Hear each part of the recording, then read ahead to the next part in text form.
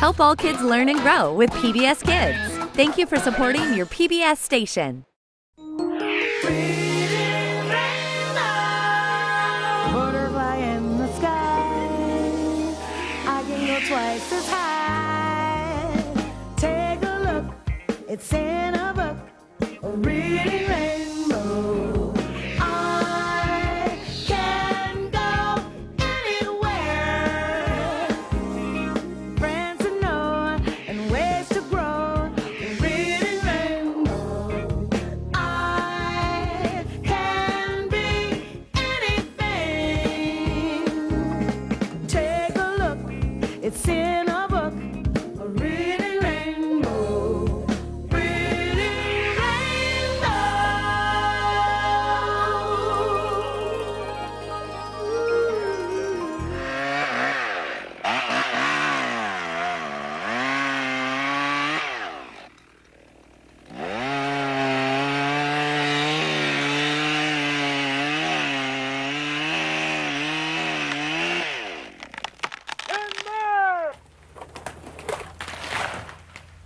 Hi. Hey, you'd better put on something warm because today we're going to be in the great outdoors in the state of Maine to celebrate trees. And oh, don't forget to put on your hard hat. See, when you're in the woods where trees are being harvested, there's always the chance of branches falling. Lumbering, or logging, is the business of harvesting trees. Just like a farmer harvests a crop, loggers harvest the trees. They've got to select the right trees to cut down, and not too many, just enough so that a new forest can grow again. Think of all the things we use every day that started out as a tree. Furniture, the floors in my house. My house. Logs for the fireplace, musical instruments. Trees also provide homes and food for animals. And paper.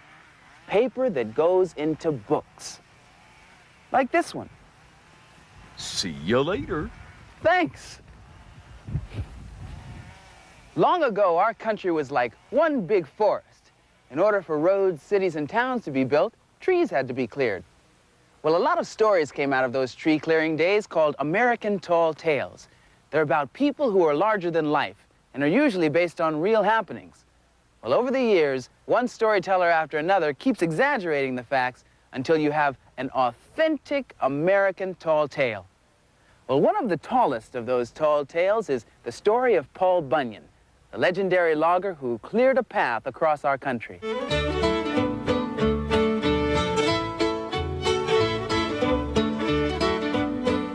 Paul Bunyan. Retold and illustrated by Stephen Kellogg. Read by Buddy Ebsen. Paul Bunyan was the largest, smartest, and strongest baby ever born in the state of Maine. Even before he learned to talk, Paul showed an interest in the family logging business. He took the lumber wagon and wandered through the neighborhood collecting trees. My tree! He soon grew into a sturdy lad who wrestled with the grizzlies. One morning, Paul awoke to find the world under a blanket of blue snow. He heard a moan from inside a snowdrift, and there he found a shivering ox calf. Paul adopted him and named him Babe. Both Paul and Babe began growing at an astonishing rate, but the ox never lost the color of the snow from which he'd been rescued. At 17, Paul felt an urge to move on. He said goodbye to his parents and headed west. Paul wanted to cross the country with the best lumbering crew available. He signed up legendary lumbermen like Big Tim Burr, Arjaw Murphy, and the 7 Hackett brothers. As soon as he had cleared the land, pioneers moved in to set up farms and villages. On the far slopes of the Appalachian Mountains, several of Paul's men were ambushed by a gang of underground ogres called Cumberoos. Paul grabbed the camp dinner horn blew a thunderous note into the gumbaroo's cave, determined to blast the meanness right out of them. To Paul's dismay, the gumbaroos responded by snatching the entire crew. A wild, rough-and-tumble rumpus began inside the den. When that historic tussle was over, the gumbaroos needed 6 weeks to untangle themselves. Paul's next job was to clear the heavily forested Midwest. He hired armies of extra woodsmen and built enormous new bunkhouses. The men sailed up to bed in balloons and parachuted down to breakfast in the morning. Unfortunately, the cooks couldn't flip flapjacks fast enough to satisfy all the newcomers. To solve the muddle, Paul built a colossal flapjack griddle. The surface was greased by kitchen helpers with slabs of bacon laced to their feet. Every time the hot griddle was flooded with batter, it blasted a delicious flapjack high above the clouds. Usually, the flapjacks landed neatly beside the griddle, but sometimes they were a bit off target. Fueled by the powerful mixture of flapjacks and syrup, the men leveled the Great Plains and shaded the slopes of the Rocky Mountains. Suddenly, a blizzard buried the entire mountain range. Now, that blizzard continued for several years, snuffing out spring, summers, and autumns. Babe became so depressed that Paul asked Ole, a celebrated blacksmith, to make a pair of sunglasses for his friend. When Babe saw the world colored green, he thought he'd stumbled into a field of clover. He began eating the snow with such gusto that soon all those pent-up springtimes simply exploded. Paul and his friends invited some newly arrived settlers to join them in a celebration of all the holidays that had been missed.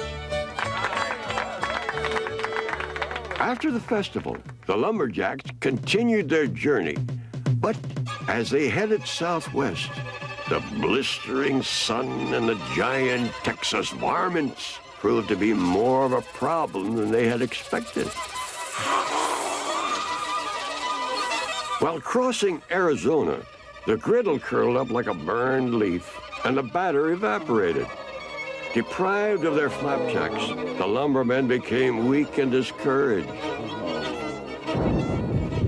Paul's great axe fell from his shoulder, gouging a jagged trench, which today is known as the Grand Canyon.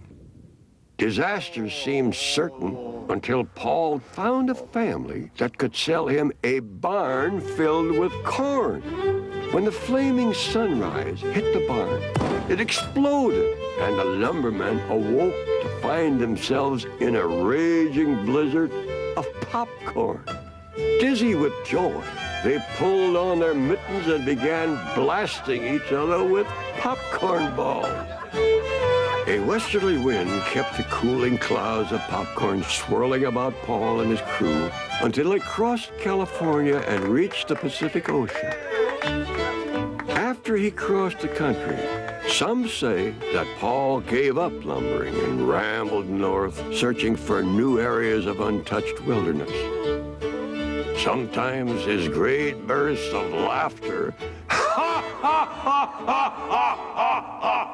can be heard rumbling like distant thunder across the wild Alaskan mountain ranges, where he and Babe still roam.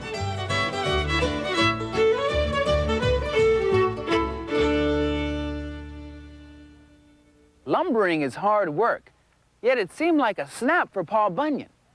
Then again, Paul Bunyan was so big. How big was he? Well, he was so big that when he fell out of state. How would you like to be big and tall like Paul Bunyan? what would you do that you can't do now? If it was true, I'll pick up a dinosaur. If it was true, touch the sky. I wouldn't have to swim across rivers. All I have to do is just take one step over the river. Eat a watermelon, like an apple. I like to play baseball and hit a baseball all the way around the world. I would catch airplanes in the sky. And I go to the shoe store and buy big, big, big shoes. Read a big, big, giant book. I would eat 20 packs of potatoes.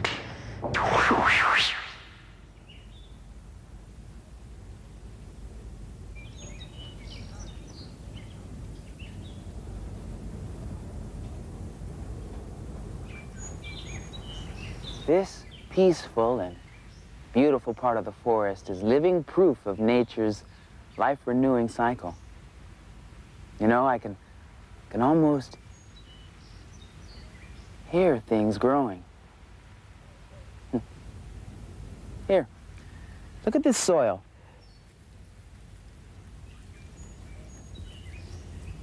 There are leaves and twigs, pieces of bark, all parts of a tree. Now all these tree parts are going back into the earth to provide rich organic soil which nourishes new trees. This tree stump here, it's the remains of a tree harvested almost 100 years ago. It's spongy and soft, just crumbles into soil.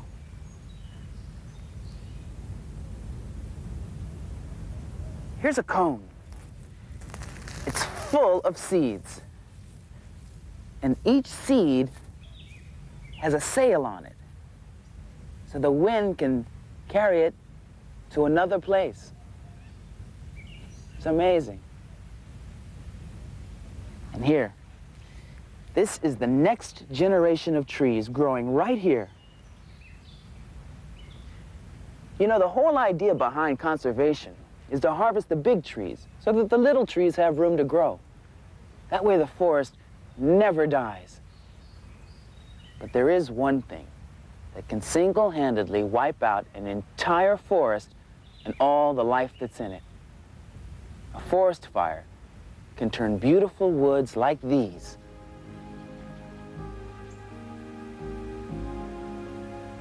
into a devastated landscape like this.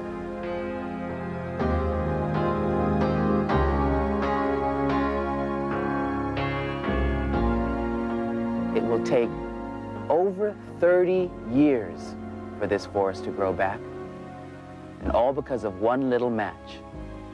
A match, one of the products made from a tree. But there are people who are fighting to save our forests from the ravages of fire. In the state of Maine, the Forest Service has drills for its forest rangers so they can learn the latest techniques in fighting forest fires.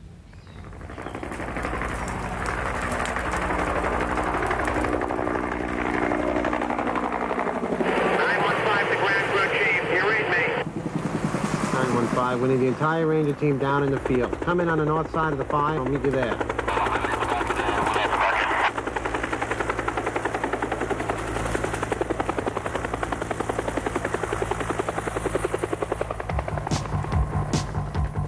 When a fire is spotted, rangers rush to the scene to start putting it out. The team wears easy-to-see, bright yellow uniforms made of fire-resistant cloth. Once they arrive, there's no time to waste. Pick up your tools right here and head right up here, okay? Okay, what we have here is about a 10-acre fire burning in mixed growth, hardwood and softwood slash, and the fire's burning pretty hard to the right, burning up the side of the ridge. What we want to do is put a hand line in along as close to the edge of the fire as possible so that we can stop the spread of the fire. I'll put it in about a foot wide and down in mineral soil. Under the direction of the crew chief, they clear away brush and branches and dig a trench called a fire line. This helps keep the fire from spreading. When you're face to face with a forest fire, it's your life and the life of the forest against the flames. Okay, we're working right around the whole fire. We ought to have it pretty well done here shortly. Here too. Yep. That's a good job there, boys. Keep up the good work. You don't have to go quite that deep, just below the root systems there. We'll and we'll be able to move along a little faster. Radio communication is important so the crew chief can control the action from the fire site. At exactly the right moment, he calls in the air support team. 101 to 915. Can you make a couple water drops here on the right flank of the fire? Each helicopter carries a huge bucket holding 250 gallons of water. They release the water over the fire like a very, very heavy rainfall.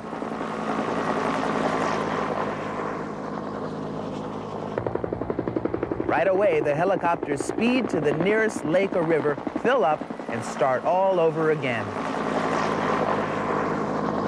It's like a bucket brigade in the air. Back on the ground, water trucks can use nearby roads to get close to the fire and finish the job.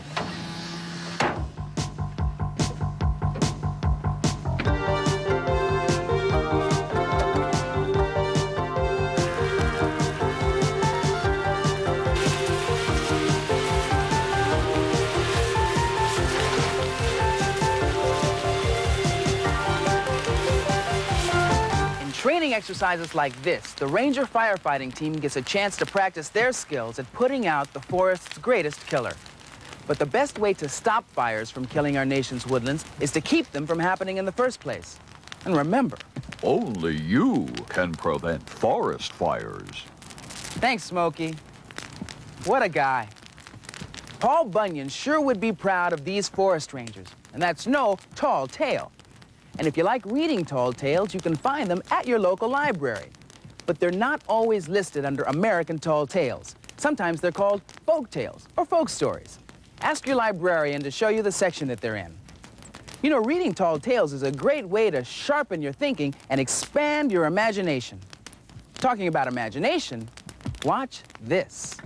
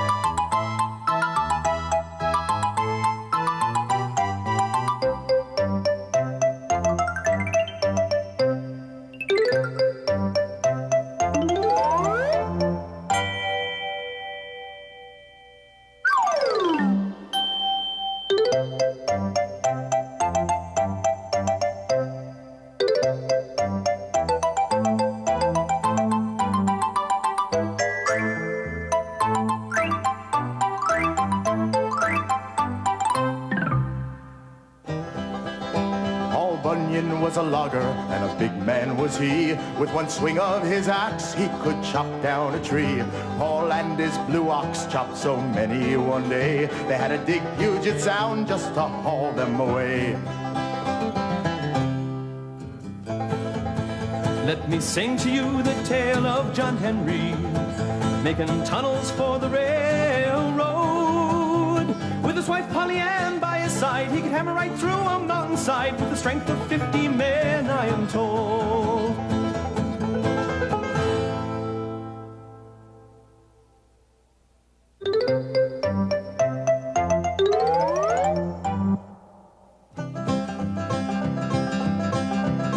In the early days, he traveled this land in a burlap shirt and on his head a tin pan. He planted apple trees wherever he'd go, 'cause he could really make things grow. You know, it takes quite a man to do such a deed, and they called him Johnny Appleseed.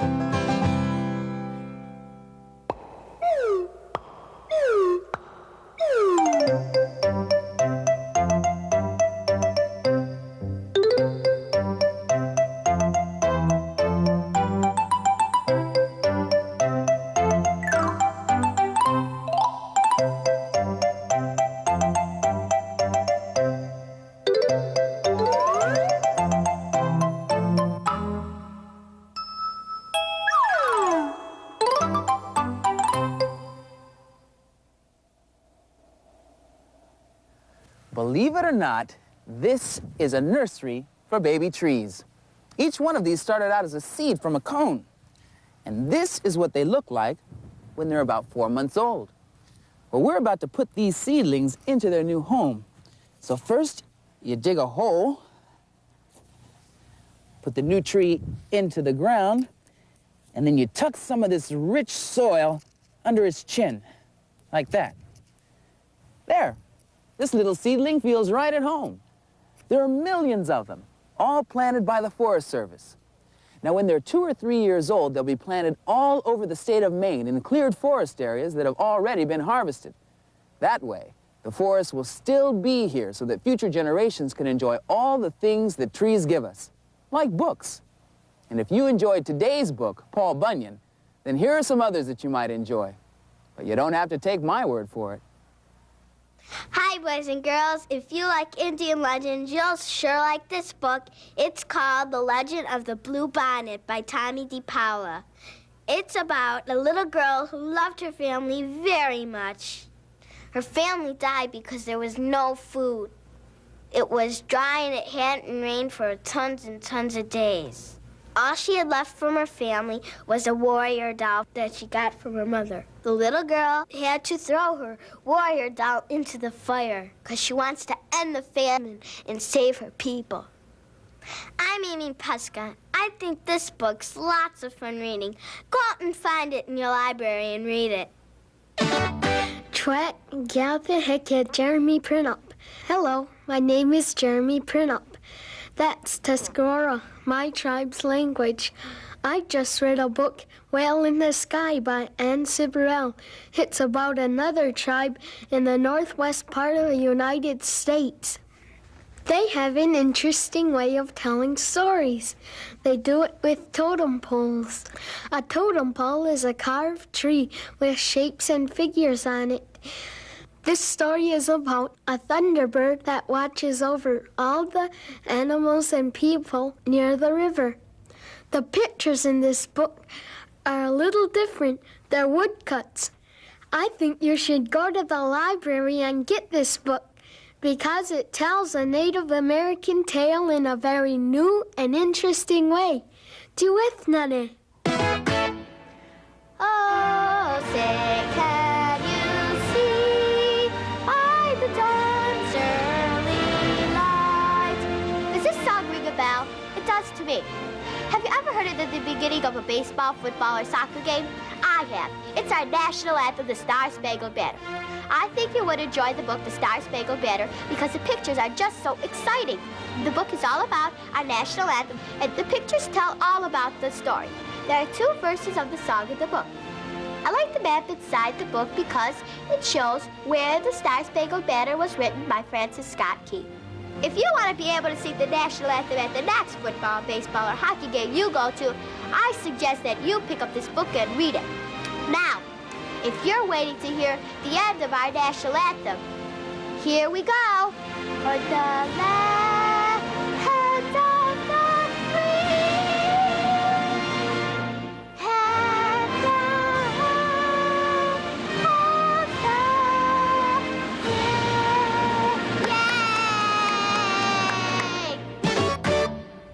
Yay! Years ago, loggers would spend a lot of time at the logging camps, away from their families. It was lonely and got pretty boring once the work was through, so they had contests. Sort of like a Loggers Olympics.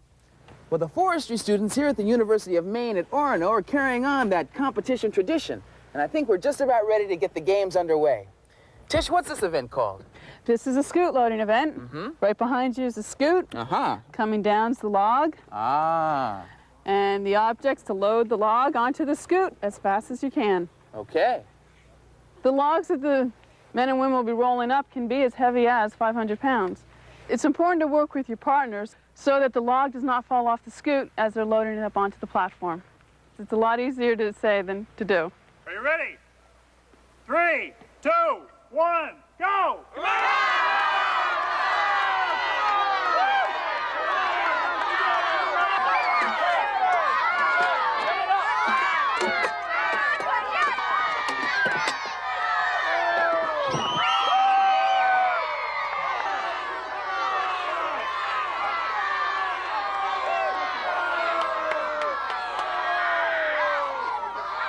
is the winner in 7.91 seconds.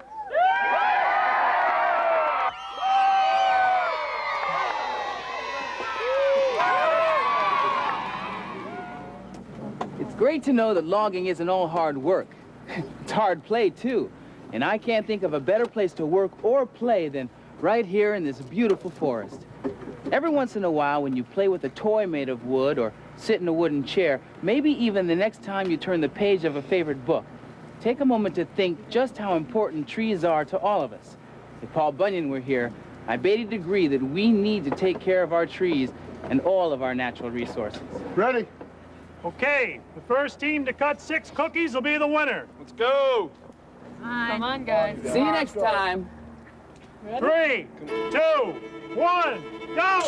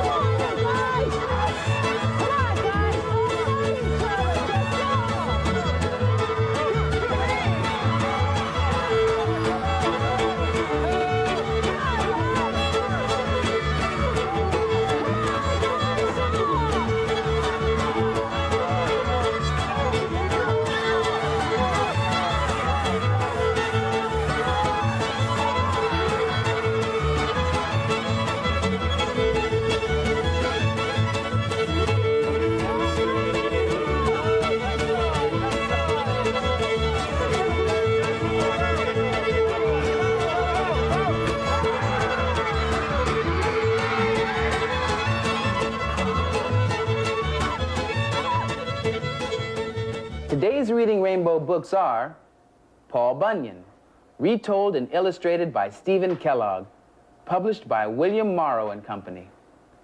The Legend of Blue Bonnet by Tommy DePaula, published by G.P. Putnam's Sons. The Whale in the Sky by Anne Siberel, published by E.P. Dutton Incorporated. The Star-Spangled Banner by Peter Spear, published by Doubleday and Company.